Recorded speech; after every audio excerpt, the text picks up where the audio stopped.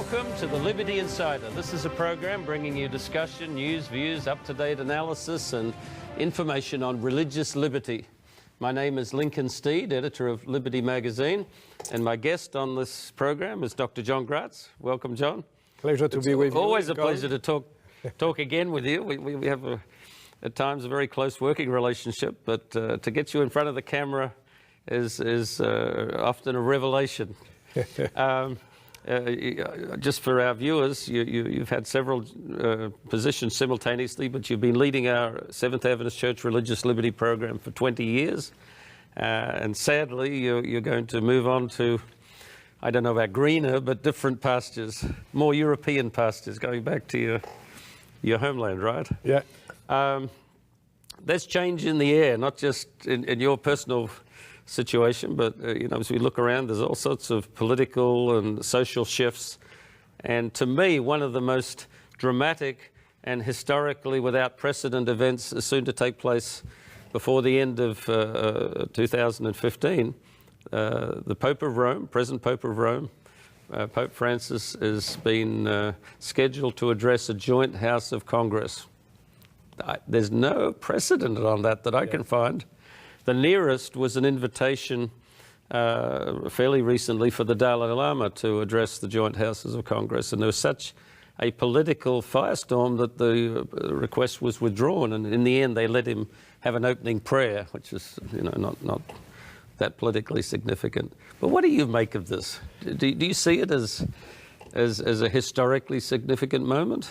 Oh, of course, I think that you cannot even imagine something like that 50 years ago. No, and it shows that how the world has changed. And today it was welcome, when the news came, people say, oh, that's fabulous. So we'll have a very popular Pope speaking, and probably he will help us to see what is important in the world today. It shows also at which point, the image of the Pope of Rome has become a very positive image. What you said is very significant, and I've picked it up. He's free to say whatever he wants. Obviously, no one's dictating to him. But his influence is so great at the moment that what he says will set the agenda. Yeah. Whatever he chooses to share. Like the other day, he made a comment or issued a document on global warming, confirming it. And I heard the commentators and the scientists exulting. They said that the ones on this view say, we've been pushing this for years, people haven't noticed. Now the Pope's behind it, it'll go. Yeah. Why? He's not a scientist. Which is interesting, because what he said is most of the time very interesting. It's I should say it is in the right side of human rights. Oh, and it's not necessarily anything wrong with these statements. Even don't expect, from a leader like the Pope. He's pushing on the right side. He's pushing for more justice, and so on and so on. But at the same time, it will increase the influence of his institution and what it represents. He will become more and more popular, and that is the other point. Historically significant. Yeah. Now, with Liberty magazine, this is a discussion that you and I have and others on this program about religious liberty issues. We can be a little more freewheeling. In the magazine, I've got to be careful because I can't use Liberty magazine to take potshots at activities or beliefs of other churches, only as they affect their attitude on religious freedom. But the thing that I say all the time about Rome, which I wish more people understood, in the United States, where we have the First Amendment separation of church and state, the Bishop of Rome is inherently, maybe not a threat, that's a strong word, but he's a dissonant element, because here he is the head of a church and the head of a state. So for him to be addressing Congress in itself, they can let whoever they want talk, but to give him such credence is almost profane for the civil state. It's dedicated to one end, and yet they're looking to advice from a chameleon system that can flip-flop. I don't know. I think that's very troubling to me. That would be interesting to see if other country will invite him to speak in I would think so. Assembly, National Assembly or Congresses and so on. But, I think he's invited like a leader of a country, but it's mainly a moral leader, someone who has the courage to defend correct or right causes. And about religious freedom, I would like to see other religious leader be as strong as he is defending religious freedom. Well, and there you put your finger on part of the problem. Christians. His rise to dominance might be calculated, and there's many things that feed that. But it also underscores what Senator Santorum said about Protestants in America. He said Protestantism is absent. We really don't see other religious leaders rising to be towering moral figures, and they should or could. This is the problem, that was the same things about the Supreme Court member. People say, look, there are so many Catholics now. But my question is, what about the Protestants? Where are they? Yeah. Where are they today in America? Well, I believe also, that... what you have also to understand is in the world today, when you have a strong united organization, it gives you many advantages. You are more visible, but the Protestants are so much divided. Nobody represents the Protestant, and a part of the Protestant also don't know really where they stand today. Where are we exactly? There's a failure of principle. But and you made a comment. I just need to follow up with it in case people misunderstand. Your comment was fine. But 6 out of 9 Supreme Court justices are Roman Catholic. I think that's sociologically very significant. It's not constitutionally problematic whatsoever. No. Yeah. They have every right to be there, and the Constitution, most people don't think about it. The only 2 religion clauses in the Constitution are half of the First Amendment and one other clause that says no religious test for public office. So in itself, it's a vindication of the openness of the American system. But it does illustrate what is not by chance, because of disarray among other religious groups and by calculated encouragement to Catholic involvement in politics, we see the payoff. A very high representation, not just on the Supreme Court, in the House of Representatives too.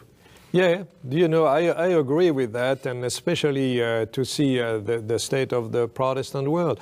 If you did not have today the evangelicals, including the Pentecostal and so on, Protestants will disappear. The Protestant will disappear as a force of initiative, creativity, as a leading force in a matter of civil rights and human rights and so on. Where are they? Where are they?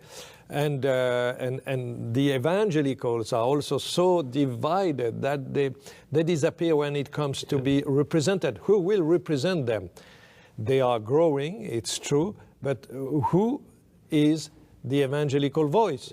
You don't have the equivalent of Rome. And Rome has a strong structure. There is one leader. But even if they have a voice, what are they saying? Is it a clear message? Not always. Yeah, and also they contradict each other. It means we are the world has changed again. Yeah. And that's, from my point of view, I remember once we had a meeting with other religious leaders, and during a few minutes we were just among Protestants.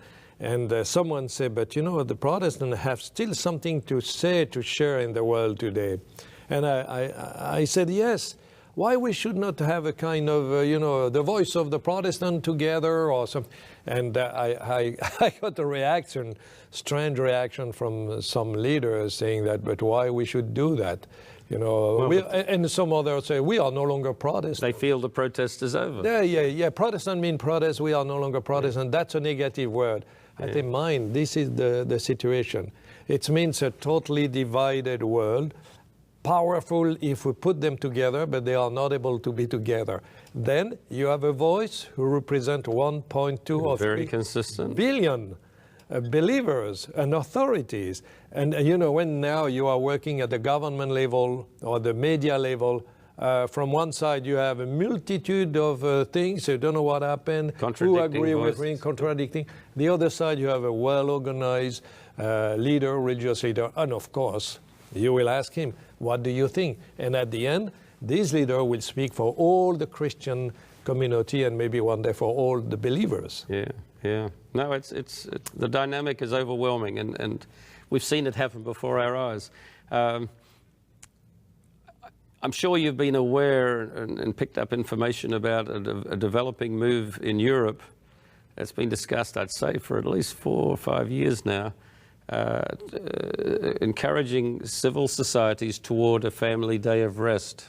Yeah. Oh, yeah. That would be. You know, also. Maybe you know more recently. The last thing I heard in Europe, it was before the European Parliament. Did they ever adopt it? No, it's still a process, and we are following that. I have several colleagues. They are attending meeting and so on. You know, at the beginning, we tend to say that it's just the little things, but no, it's becoming more consistent. And from my point of view, it is a kind of cultural war. You know, in America, you have still a cultural war between conservative and maybe what we call liberal and so on. Yeah. And you have some issues which are really the point where the war is strong, like creation versus evolution and so on. And birth control or abortion. Yeah, birth controls and many points where, you know, you have still the war. In Europe, the war is no longer. You know, I should say that the conservative side or the Christian side lost the war. It's a very secularized world. But, you know, Sunday gave possibilities to people to have another good issue to say, hey, we are here, we are still here. Yes, and I agree with you. And it's not this suggestion, which is a law in Germany, as I remember, and Croatia, I think, but not yet for the European community as a whole. But it presents itself as purely secular. Yeah, purely secular. And it has certain advantages. To me, it's got the same sort of argument in favour like daylight saving. There's energy saving, there's community resources are saved, there's spiritual regeneration of the worker and strengthening of the family, spiritual uplift by encouraging people of faith to go to church. It doesn't say you have to go to church.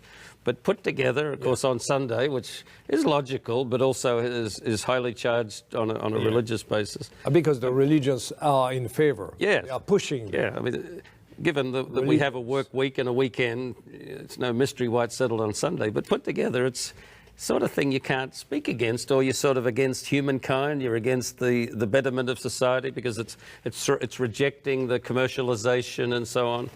And in total, it's something that I think we can't easily say I'm against it. Yeah. We should come back because there are some points. We're running short on time, so stay with us. I want to carry this thought when we come back on this Family Rest Day and when we might hear of it again.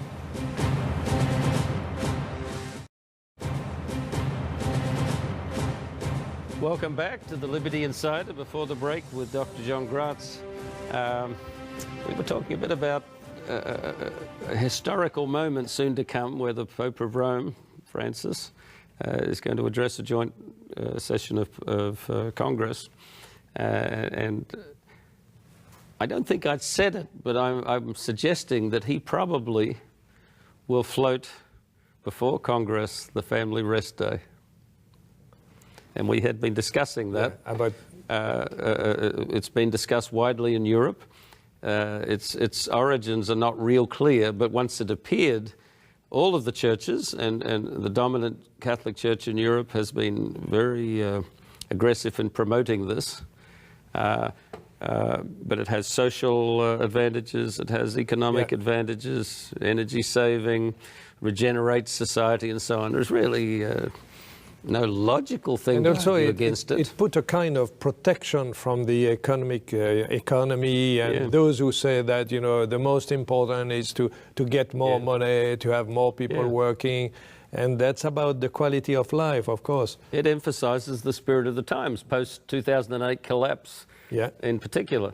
But from a prophetic point of view and what we have seen dominant churches, and in particular the dominant church of Rome during the Middle Ages do, you know, there's some reason to take pause.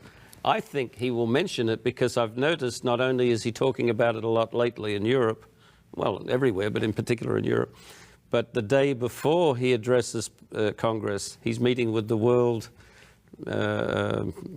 Federation or whatever of the family. So I know the day before he'll be talking about it. Mm-hmm. And I would think, fresh with that, he's going to float it. Yeah. Now, this is right, and it's not talking to some of our Adventist viewers that know our expectation based on prophecy that at some point there'll be, again, a very overt Sunday law. This is not it. but it could be a sort of a glide slope into it. Exactly, everything which is connected with Sunday or Sunday law, it's important for us to know. But I have to say that in Europe, you know, the Sunday law was almost applied in almost all the country in Europe. You go to England, you go to many, even in Switzerland, I remember Sunday, you don't have the right to do a lot of things. If you do that, you could be fined. Well, their Sunday laws somewhat like the blue laws that America used to have. Yeah. And it means, you know that but the problem, the question is, you have the right to go to church on Saturday, and you have the right not to work on Saturday. It means the Sunday law, as it is now in most of the countries of Europe, doesn't create a problem for those who don't observe Sunday as a day of rest, a religious day of rest. But, you know, that's interesting. It's coming back. It seems to be coming back. And it's coming back first against, you know, those who want to put the economy in the first.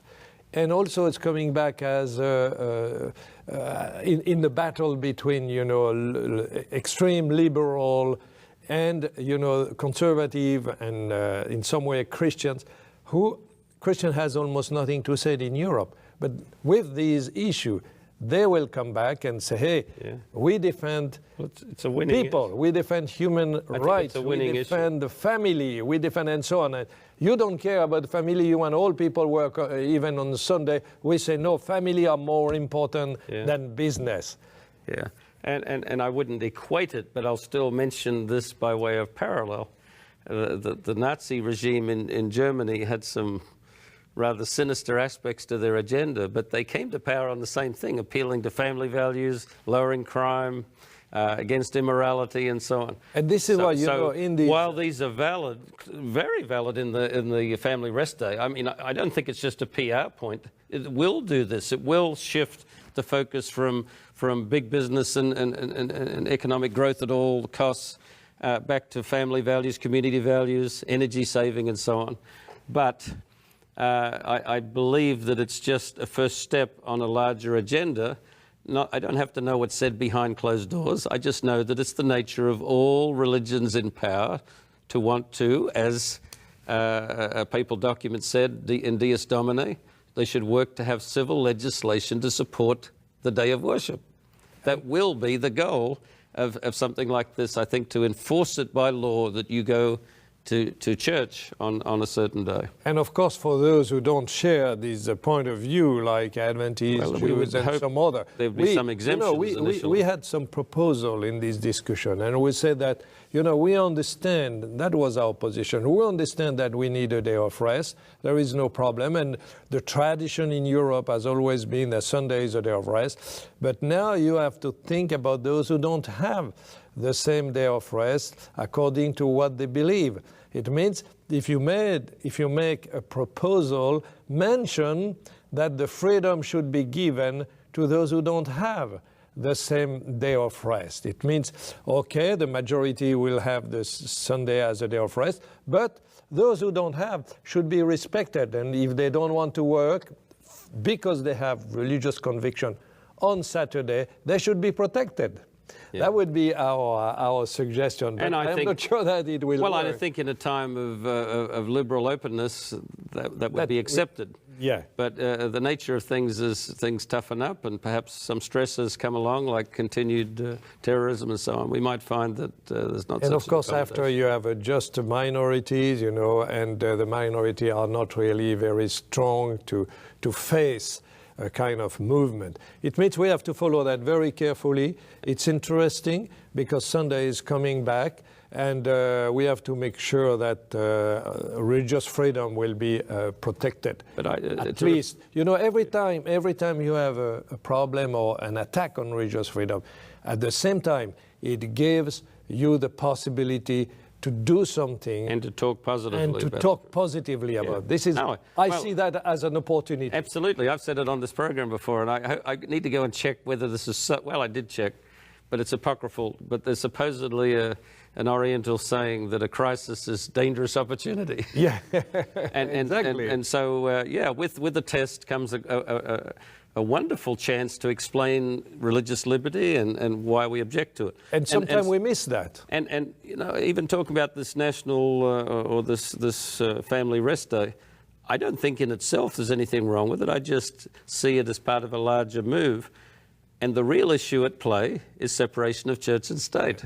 If we maintain that principle, it will tend to self-correct when something like this comes forward, because it would only be allowed if it had a secular purpose and religion. But, you know, this little thing has slipped in. This is the day you're encouraged to worship.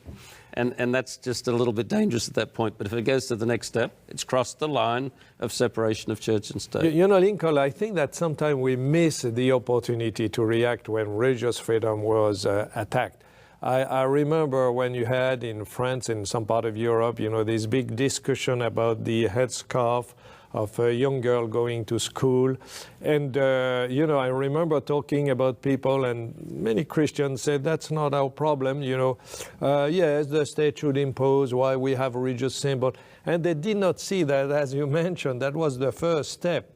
At the end, you know, Adventists were concerned because people said that with the same principle, not going to school on Saturday for religious reason is like a religious symbol. You impose your religion in a system, and we cannot accept that. Yeah. But if at the beginning we had said, okay, we see that this is something which attacks religious freedom of these young Muslims, we should defend them.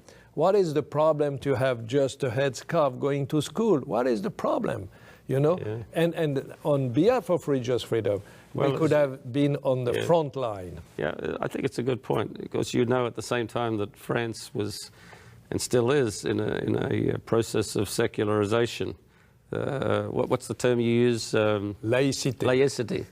So that religion is not, you know, that there's the civil things and there's religion and nothing. But at the fact, laicity is another ideology. Yeah. You know, it was normally, used aggressively. at the beginning, you know, people believe that it's neutrality, but, you know, that's more than that. It's just another ideology. And when I was in Chile, you know, they asked me, a group of Christians there who have connection, they are organized and they work at the Congress in Chile. They asked me to speak to the Human Rights Commission and to speak about, you know, laicity, because they are following the French model. And I explained that, you know, if you defend human rights, don't forget that religious freedom is one of the basic human rights. It's not something which is against human rights. It's one of the basic human rights. And I think it's been said accurately that you can pretty much gauge all civil liberties by the state of religious liberty. Yeah, exactly. It's impossible. Freedom of expression, the freedom of association. Right, it's impossible to diminish religious liberty without affecting all civil liberties. Yeah, absolutely. And one person I heard say that with some conviction was Hillary Clinton, which I thought was admirable of her to say it that way. And I hope if she's elected president that she will put that into action. But unfortunately, even in this president administration, there was one period that they elevated gay rights above religious rights. Do you remember that? Mm. It was stated as a policy of the State Department that they would demand that any country agree with gay rights.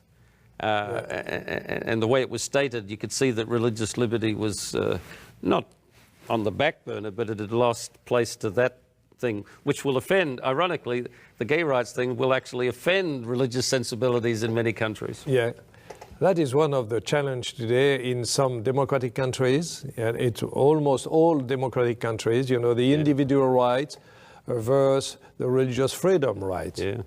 And sometimes you have to choose, and it's not easy, but you know. And you're right, there's a little tension at the best of times between competing rights or aspects of rights.